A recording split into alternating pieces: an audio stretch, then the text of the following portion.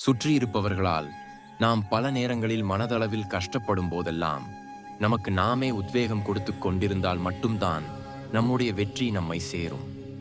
அடுத்தடுத்து தோல்விகள் வந்தாலும் துவண்டு போகாமல் என்னால் எதையும் சாதிக்க முடியும் என்று நினைப்பு மட்டும் மனதை விட்டு நீங்காமல் தொடர்ச்சியாக முயற்சி வேண்டும். பொதுவாக வாழ்க்கையில் எல்லோருக்கும் தோல்வியே வேண்டாம், வெற்றி மட்டும் வேண்டும் என்ற நினைப்புதான் அனைவருக்கும் இருக்கும். ஆனால் சில நேரங்களில் நாம் செய்யும் சிறு சிறு தவறுகளாலும் நமக்கு தோல்விகள் வந்து அனுபவமாக மாறக்கூடும்.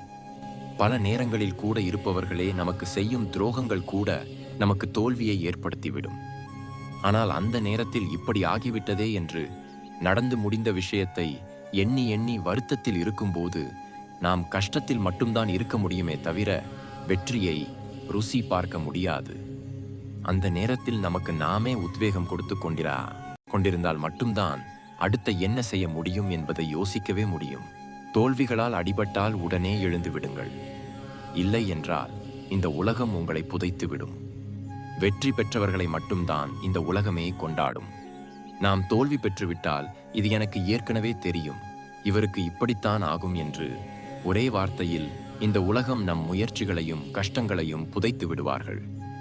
ஆனால் பட்ட தோல்விகள் இருந்து விரைவாக அடுத்து என்ன செய்ய வேண்டும் என்ற ஒரு சிந்தனை தான் நமக்கு இருக்க வேண்டும்.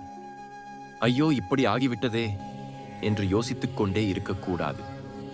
முயற்சி செய்ய தயங்காமல் நாம் எடுத்து வைக்கும் அடிதான் நம்மை அடுத்த கட்டத்திற்கு கொண்டு செல்லும்.